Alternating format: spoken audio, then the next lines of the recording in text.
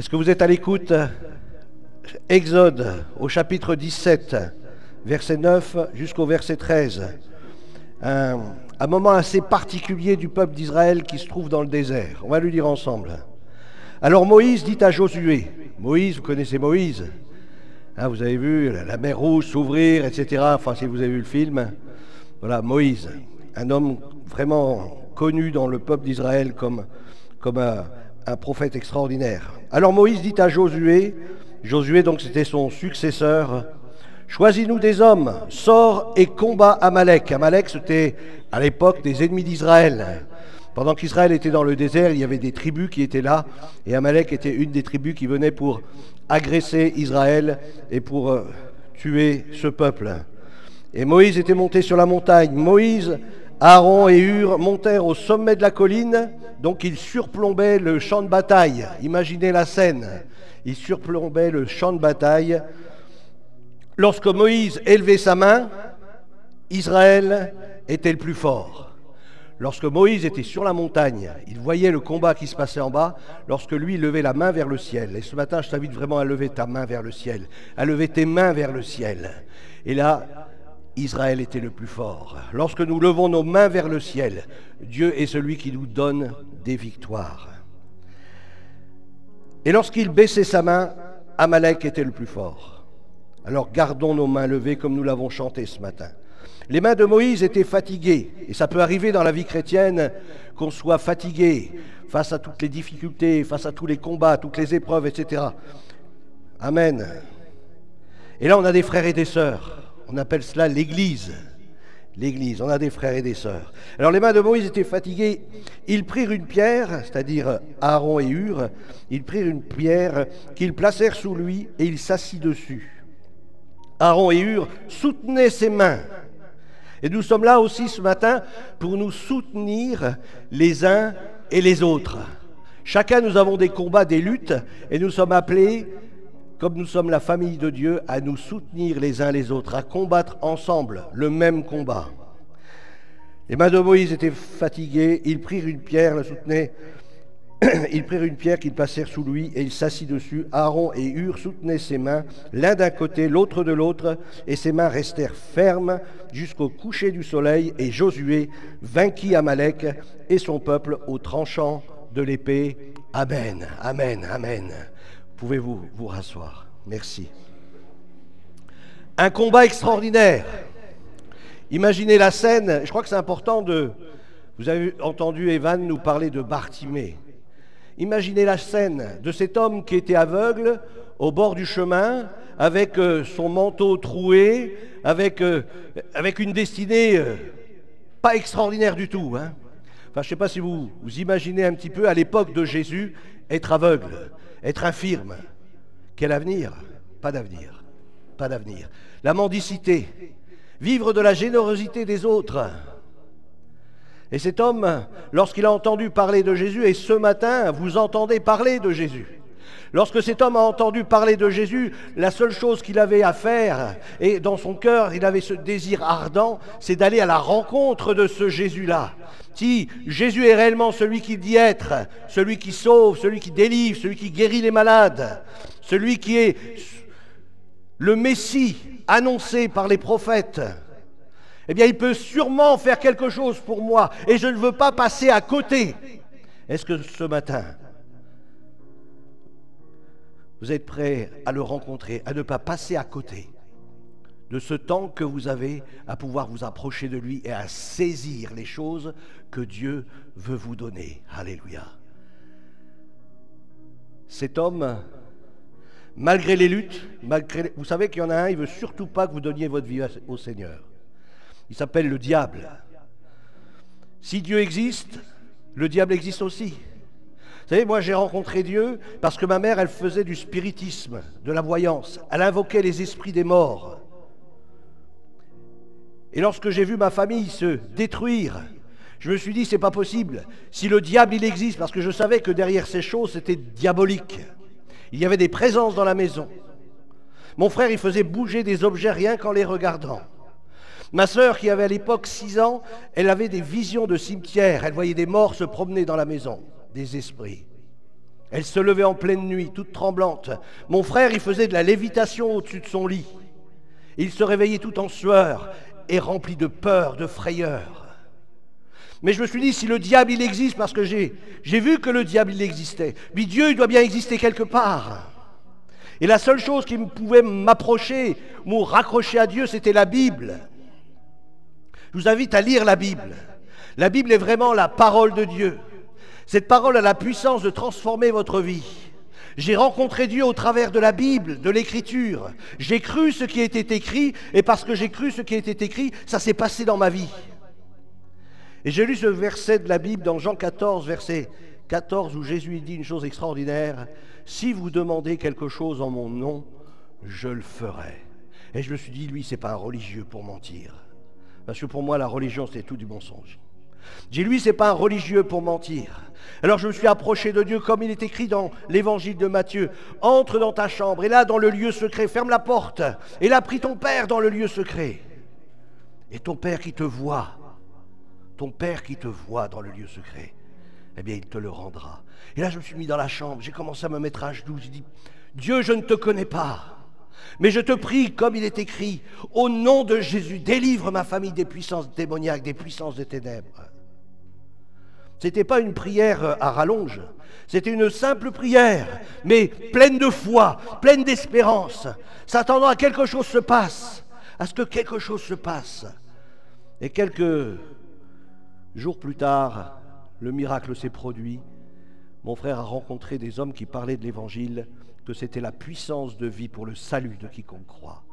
Et là, ma famille a été complètement délivrée des puissances des ténèbres, des puissances occultes, et nous avons rejoint donc une assemblée du plein Évangile, où là l'Évangile est annoncé dans toute sa force et dans toute sa puissance. Et ça fait maintenant, depuis 1985, que je suis le Seigneur. Je suis serviteur de Dieu ici à l'Île-sur-le-Doubs. Mon frère est serviteur de Dieu à côté de Troyes, Sainte-Savine. Ma mère aussi est croyante, mon père aussi qui est auprès du Seigneur, a donné aussi sa vie à Dieu alors que lui c'était un homme violent. Eh bien un jour il a fléchi les genoux devant Jésus. Il dit Seigneur, je te demande pardon. Il l'a accepté dans sa vie et sa vie a été changée. Alors peut-être ce matin tu es comme Bartimée. Alors je t'invite vraiment à jeter ce manteau de ta vie passée et à venir à celui qui donne une vie nouvelle. Tu peux avoir une vie nouvelle si tu lui fais confiance. La foi, c'est faire confiance. Fais-lui confiance. Il n'est pas un homme pour mentir. Alléluia. Et Moïse sur la montagne a fait confiance à Dieu. Moïse sur la montagne, lorsqu'il brandissait ce bâton comme le souvenir, vous savez, lorsqu'il a frappé le sol et que la mer Rouge, elle s'est ouverte, eh bien c'est avec le bâton. Il a levé le bâton.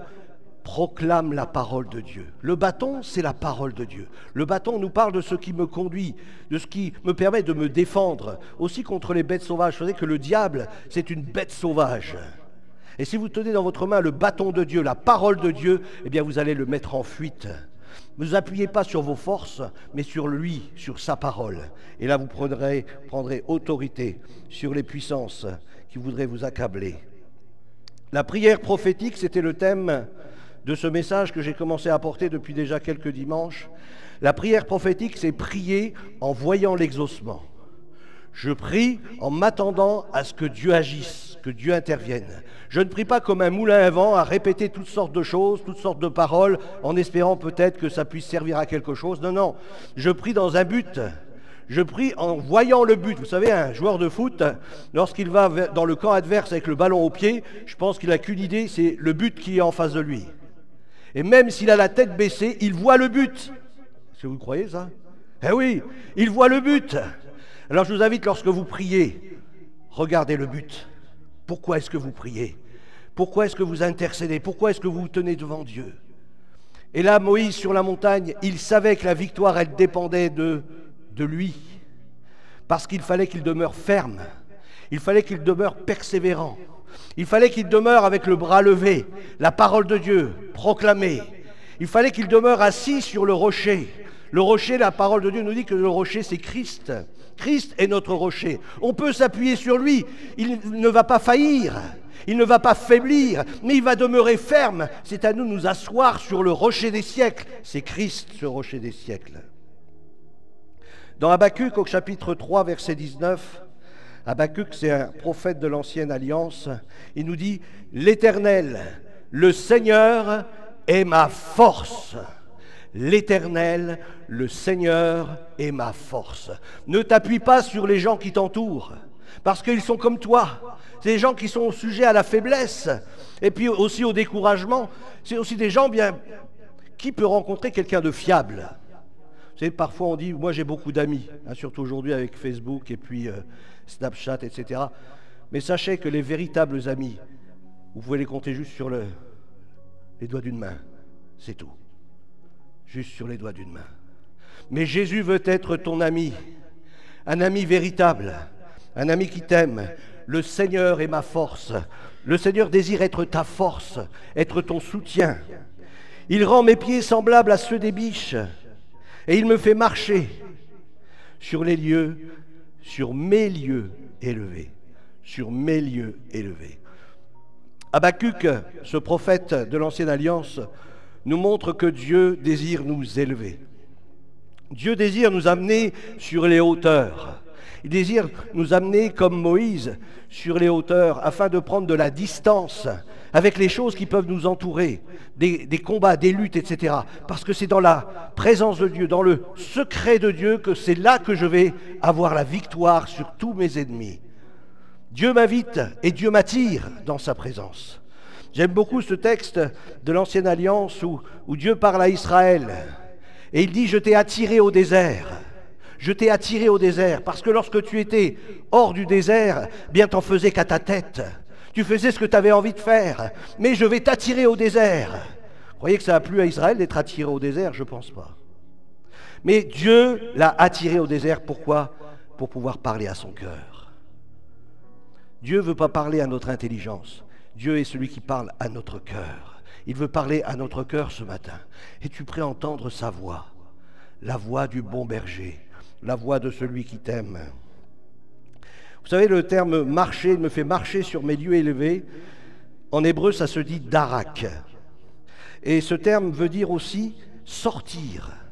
Sortir. Dieu nous invite à sortir à sa rencontre, à sortir dans cette intimité avec lui, à aller dans le lieu secret, à aller dans sa présence. Ce terme veut dire marcher, fouler, écraser, tirer, suivre, bander un arc.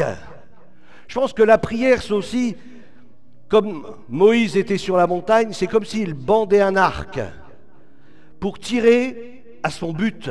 La prière, c'est quelque chose qui... Vous savez, il faut avoir la foi quand même pour tirer avec un arc. Enfin, je ne sais pas. Est-ce que vous avez déjà tiré avec un arc? Bon, c'est pas évident, hein. Mais on commence à tirer, on espère que la flèche va atteindre sa cible. Hein. Bien, la prière, on bande l'arc, mais elle atteint son but lorsqu'elle est faite dans la foi. Lorsqu'elle est faite dans la foi. Et je vous invite vraiment à regarder la cible quand vous tirez. Hein. C'est important d'avoir toujours la cible en visuel. Et lorsque l'on prie, c'est la même chose. Et l'exaucement de ta prière. J'espère que celui qui tire à l'arc, il n'a pas juste la foi que sa flèche, elle va dans la direction de la cible. Non, celui qui tire à l'arc, eh bien, il a l'espérance que cette flèche, elle va aller au plein cœur de la cible. Alléluia. Et je crois que lorsque nous prions, que nous ne puissions pas prier en disant « j'espère que ça ira mieux ». Non, dis « ça va encore mieux aller et je vais voir un miracle s'accomplir et se manifester ». Vous savez, lorsque Bartimée, cet aveugle, il a crié vers Jésus et qu'il est arrivé devant Jésus, puisque ses disciples lui ont dit, enfin Jésus a dit à ses disciples « allez le chercher, amenez-le-moi ». Et puis là, lorsque Bartimée se trouve devant Jésus, qu'est-ce que vous croyez qu'il a demandé à Jésus? Seigneur, que je puisse au moins voir d'un œil. Ça me serait déjà bien, un œil. Hein? Ou alors peut-être qu'au lieu d'avoir 10 sur 10 aux 2, que j'ai 5 sur 10 aux 2. Non, non. Moi, je pense quand Bartimée est venu voir Jésus, il voulait, c'est une complète guérison. C'est voir même sans lunettes. C'est voir même sans lunettes.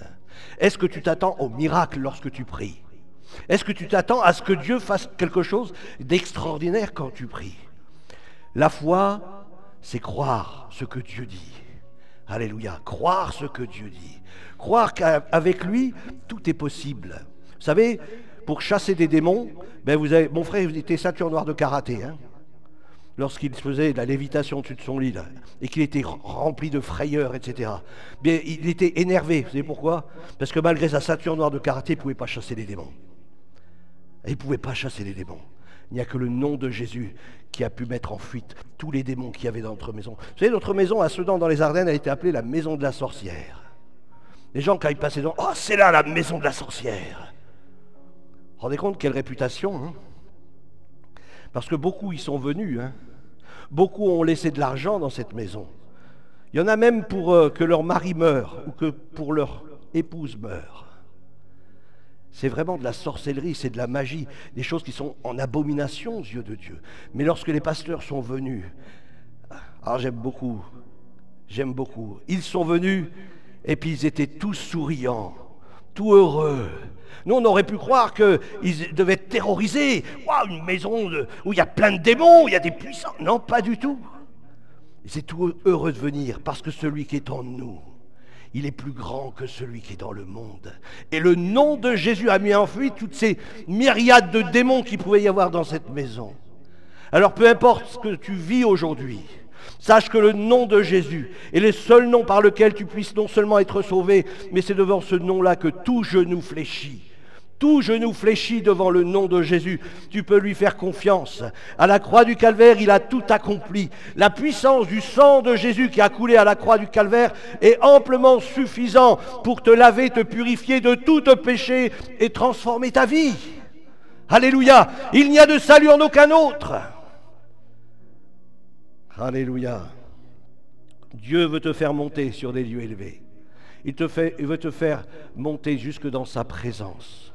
La présence de Dieu vaut mieux que tout l'or du monde. Vous savez, lorsque j'ai donné ma vie au Seigneur Jésus et que ma vie a été transformée, quelque chose s'est passé d'extraordinaire. Ceux qui m'entouraient, que je connaissais, avec qui je fumais de la drogue, avec qui je buvais de l'alcool, que je faisais toutes sortes de 400 coups, ils m'ont dit, mais c'est pas possible, c'est pas toi. J'ai dit, si, c'est moi. Mais je t'assure, celui en qui je crois, il est réellement ressuscité, il est réellement vivant. Je dis, mais t'es complètement fou. Faites l'expérience, je leur ai dit, hein. Faites l'expérience, invoquez-le, invoquez-le. Là dans ta chambre, dans le lieu secret, invoque-le, Seigneur, si tu existes vraiment, viens me sauver, viens me transformer, je suis prêt à te donner toute ma vie si tu es réellement ressuscité. Faites simplement cette prière. Vous allez voir que Dieu va se manifester à vous. Dieu va se révéler à vous. Dieu va parler à votre cœur. Le Seigneur va se révéler d'une manière extraordinaire parce qu'il est réellement ressuscité. Ce n'est pas une chimère, ce n'est pas une histoire qui date de plus de 2000 ans. C'est aujourd'hui. C'est une histoire encore pour aujourd'hui. Des gens aujourd'hui à travers le monde, des milliers, des millions de gens se tournent vers Jésus-Christ, non pas vers une religion, mais vers une relation avec lui. Une véritable relation avec lui. Une véritable expérience avec lui. Nous avons besoin de naître de nouveau. Et ça, nous ne pouvons pas le produire par nous-mêmes. C'est Dieu qui le fait. Seigneur, je veux naître de nouveau. Je veux devenir une nouvelle créature, où les choses anciennes sont passées et où toutes choses sont devenues nouvelles. Alléluia. J'ai encore vu récemment le témoignage de Nicky Cruz, cet homme qui était un gangster, où ce pasteur a été lui rendre témoignage devant sa porte pour l'amener à l'évangile, et puis ce gangster lui a dit, écoute, si tu reviens ici encore une fois, bien je vais te faire mal, mais comme tu n'as pas idée. Et puis ce pasteur lui a dit, écoute Nicky, t'as beau me couper en 1000 morceaux si tu veux, t'as beau répandre ces 1000 morceaux partout dans le monde, chacun de ces morceaux te dira, Nicky, que Jésus t'aime. C'est l'amour de Dieu qui a su toucher notre cœur. Laisse-toi toucher par l'amour de Dieu. Dieu t'aime, d'un amour, t'as pas idée. Comme on l'a entendu tout à l'heure, vous savez, lorsque Jésus a donné sa vie sur la croix, il a donné sa vie. On ne lui a pas pris la vie, il a donné sa vie pour que nous puissions être sauvés. Il a pris notre condamnation, il a pris notre malédiction pour nous donner la bénédiction, pour nous donner la vie. Jésus est réellement le sauveur du monde. Dans le Deutéronome au chapitre 32, versets 11 à 14, il nous est dit, pareil à l'aigle, il éveille sa couvée, voltige sur ses petits, déploie ses ailes, les prend, les porte sur ses plumes. L'Éternel seul a conduit son peuple. Il n'y avait avec lui aucun dieu étranger. Il l'a fait monter sur les hauteurs du pays. Et Israël a mangé les fruits des champs. Il lui a fait sucer le miel du rocher, l'huile qui sort du rocher le plus dur, la crème des vaches et le lait des brebis, avec la graisse des agneaux, des béliers de Basan et des boucs, avec la fleur du froment. Tu as bu le sang du raisin, le vin. Alléluia. Dieu veut te faire goûter aux bonnes choses du royaume. Dieu veut te faire goûter aux bonnes choses du royaume. Dieu veut que tu puisses réaliser que vraiment, il est présent à chaque instant de ta vie. Tu peux t'approcher de lui à chaque instant de ta vie. Il peut te faire goûter aux choses du royaume de Dieu. Le miel du rocher, le plus dur. Tu peux recevoir, tu peux vivre. La fin de ce verset nous parle du sang, du raisin, le vin. Ça nous parle aussi du froment, la fleur du froment. Ça nous parle de la Sainte Seine. Ce matin, nous avons partagé la Sainte Seine. Je crois que c'est important de réaliser ce que nous faisons lorsque nous partageons la Sainte Seine. La Bible nous dit que Jésus, lorsqu'il a partagé la Sainte Seine avec ses disciples, il n'a pas partagé la Sainte Seine avec tout le monde, juste avec ses disciples. Et vous savez que pour être disciple de Jésus-Christ, il nous faut être baptisé dans l'eau, mais plus que cela, il nous faut être né de nouveau. Il nous faut avoir expérimenté la nouvelle naissance. Et là, avec ses disciples, il a pris le pain, il l'a brisé, puis il a dit « Ceci est mon corps ». Il n'a pas pris un de ses membres et puis qu'il l'a déchiré, ou un de ses doigts en disant « Voilà, ceci est mon corps ». Non, non. Non, c'est pas ça, hein, pas du tout. Il a pris du vrai pain, il l'a brisé, et dit « Ceci est mon corps qui est brisé pour vous ». Il a donné à ses disciples. Après, il a pris la coupe, le vin, il dit « Voici mon sang ». Alors, il n'a pas versé son sang dedans. Hein. Là, ce matin, c'était du vin. Ne croyez pas qu'il y ait du sang et que le pain soit transformé en corps. Hein. Non, non, c'est du vrai pain et c'est du vrai vin. Il a dit, buvez-en tous le sang de Jésus, le sang qui donne la vie, le sang de Christ, cette vie qui coule en moi, cette vie qui peut aussi couler en toi. Si tu le laisses venir dans ta vie, il peut te transformer, il peut faire de toi une nouvelle créature. Combien il est important de goûter aux choses d'en haut. Dieu veut te faire goûter aux choses d'en haut. Le royaume de Dieu, ce n'est pas le manger et le boire, mais c'est la justice, la paix et la joie par le Saint-Esprit. Dieu veut te faire goûter à sa justice, non pas ta propre justice, parce que toi tu ne peux pas mériter le ciel. Aucun de nous ne peut mériter le ciel. C'est par grâce que vous êtes sauvés, au moyen de la foi dans le sacrifice de Jésus-Christ à la croix du Calvaire. Cette foi, c'est cette foi-là qui me sauve.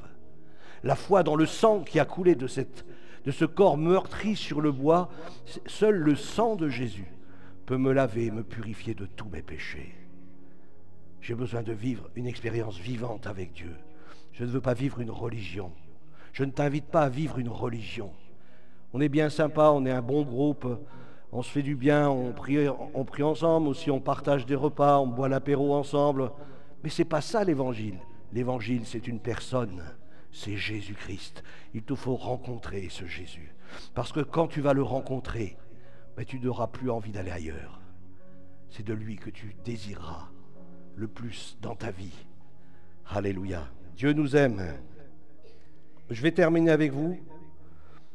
Dans Éphésiens chapitre 6, verset 12, la Bible nous dit « Car nous n'avons pas à lutter contre la chair et le sang, mais contre les dominations, contre les autorités, contre les princes de ce monde de ténèbres, contre les esprits méchants dans les lieux célestes. » Ton ennemi, ce n'est pas ton voisin. Ton ennemi, ce n'est pas le membre de ta famille. Ton ennemi, ce n'est pas ton fils, ta fille ou tes parents. Eux ne sont pas tes ennemis. Mais derrière eux, quelque chose s'est glissé. On appelle ça le prince de ce monde de ténèbres, qui est venu pour détruire, qui est venu pour égorger, qui est venu pour voler. Et c'est à lui que nous avons affaire. Nous n'avons pas à lutter contre la chair et le sang, mais contre des esprits méchants. Pour ça, c'est important la prière. Alors parfois, les jeunes, ils viennent nous voir en nous disant « Mais j'ai plein de problèmes à l'école ». Mais ce n'est pas avec les personnes que tu as un problème, c'est avec les esprits qui animent les personnes. Tu sais, j'ai connu ça dans mon travail. J'avais rendu témoignage à un collègue de boulot, il était devenu très violent. Je lui ai dit, ça y est, il va sauter au-dessus du bureau et puis il va m'attraper le gosier et puis il va essayer de m'étrangler. Puis je me suis rendu compte que, fin de compte, ce n'était pas lui, Mais c'est parce qu'il y avait quelque chose derrière lui qui le poussait à ça. Et avant d'aller au boulot, lorsque je le rencontrais, je priais, je disais au nom de Jésus que toutes ces puissances qui l'animent soient liées, n'aient aucun pouvoir. Lorsque je suis en sa présence, eh bien que ces puissances n'aient aucun pouvoir, ni aucune puissance.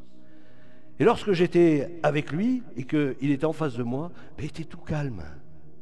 Mais il était énervé après les autres, mais ça c'est autre chose. Mais avec moi, il était tout calme. Je bénis Dieu parce que c'est là que j'ai réalisé que c'est vrai, c'est vrai. Réalisons ces choses. Ce sont des puissances qui agissent derrière les hommes qui sont méchants. Vous avez déjà entendu, que ce soit aux journaux ou un peu partout. Il y a une voix qui m'a dit, va faire ceci, va tuer cette personne, va l'agresser, etc. Il y a une voix qui m'a dit, oui, il y a des esprits méchants qui agissent vraiment. Et même, ils peuvent agir aussi dans ton esprit. C'est à nous de mettre dehors ces choses. Ce ne sont pas tes pensées, c'est des pensées que le diable a mis en toi. Mais si tu y crois, eh bien ça devient tes pensées. Mais ne crois pas, ce sont des mensonges.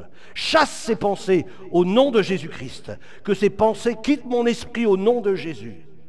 Comme disait un célèbre prédicateur, on ne peut pas empêcher les oiseaux de voler dans le ciel, mais on peut les empêcher de faire leur nid sur notre tête. On ne peut pas empêcher le diable d'agir dans le monde, mais vous pouvez l'empêcher d'agir dans votre vie et dans votre esprit en particulier. Combien de jeunes aujourd'hui tournent mal? Vous avez entendu des suicides des jeunes? Comment c'est possible qu'un jeune puisse se suicider? Il a tout son avenir devant lui. Et pourtant, ils sont poussés par des esprits, ils sont poussés par des puissances à commettre l'irréparable.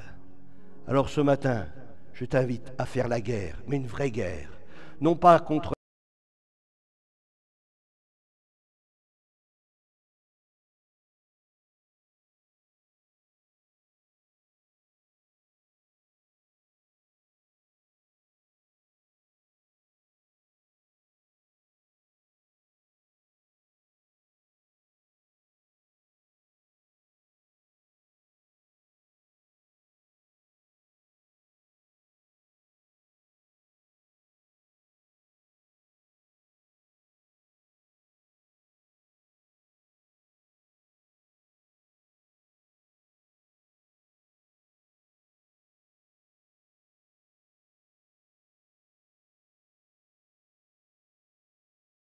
dans votre recherche de Dieu, dans votre quête de la vérité.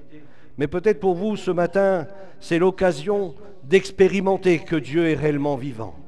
Alléluia. On va prier ensemble. Alléluia.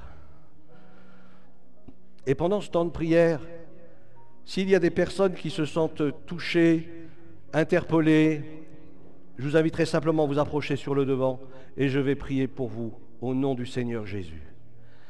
Alléluia. Seigneur mon Dieu, nous sommes devant toi ce matin.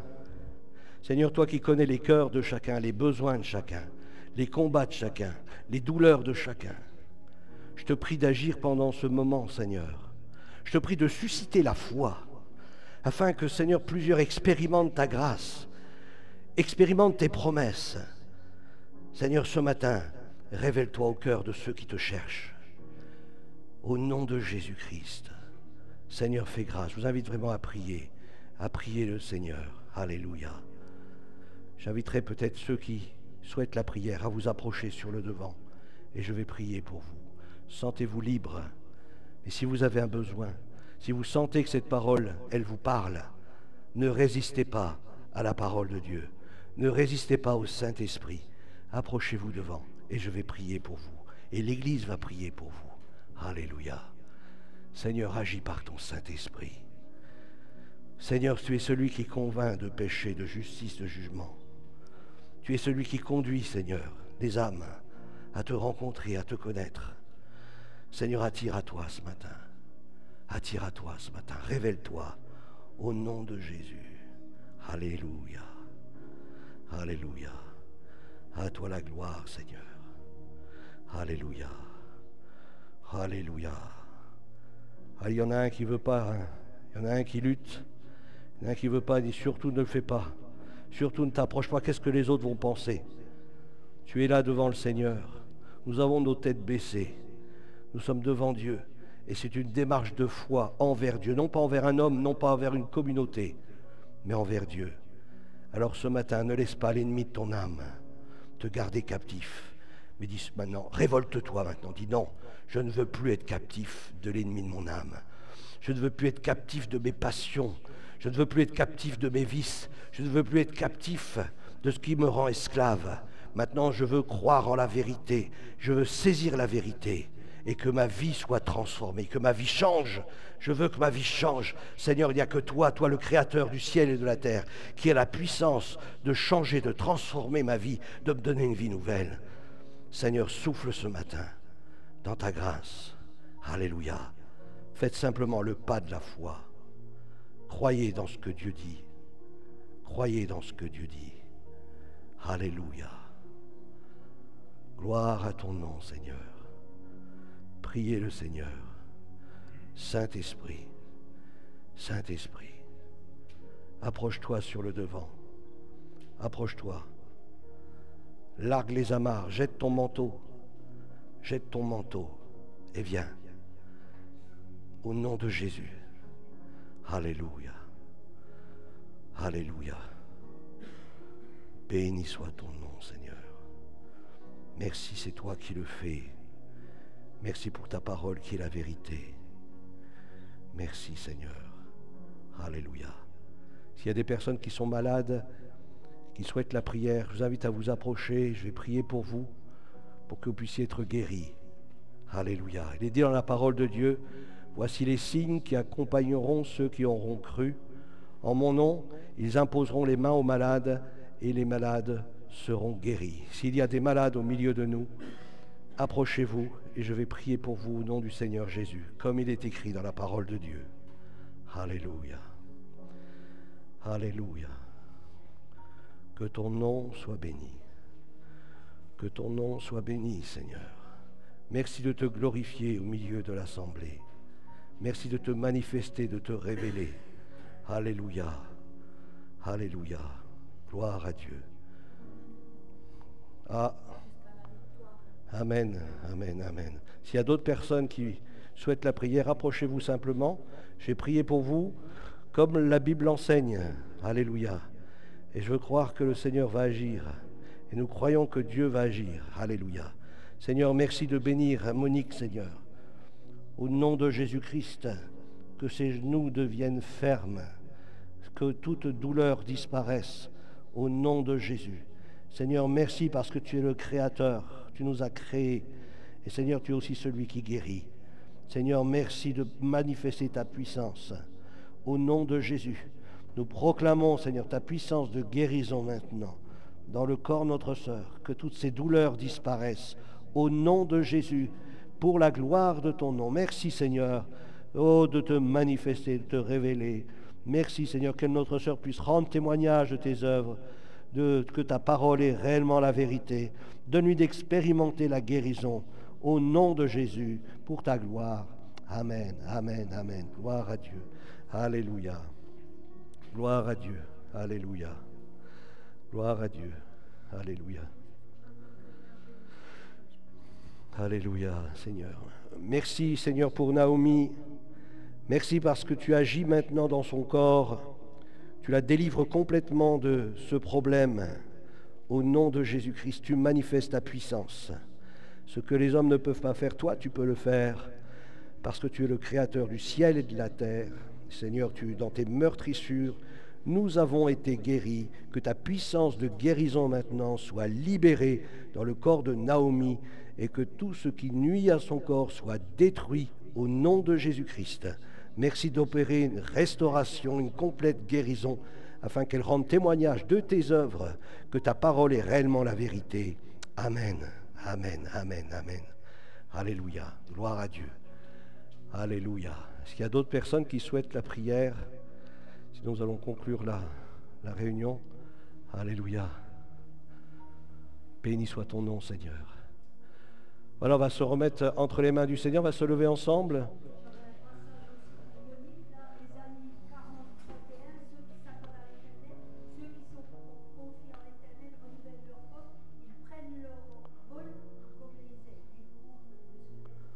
Ne se lasse pas. Amen. Alléluia. Il court, elle va courir. Alléluia. On va se lever ensemble, on va remercier le Seigneur et puis on va se quitter. Alléluia. Seigneur, merci pour ces moments que nous avons eus dans ta présence. Je vais peut-être demander à Bernard si tu veux bien conclure par la prière. Alléluia. S'il peut bien conclure la réunion par la prière. Alléluia. Amen.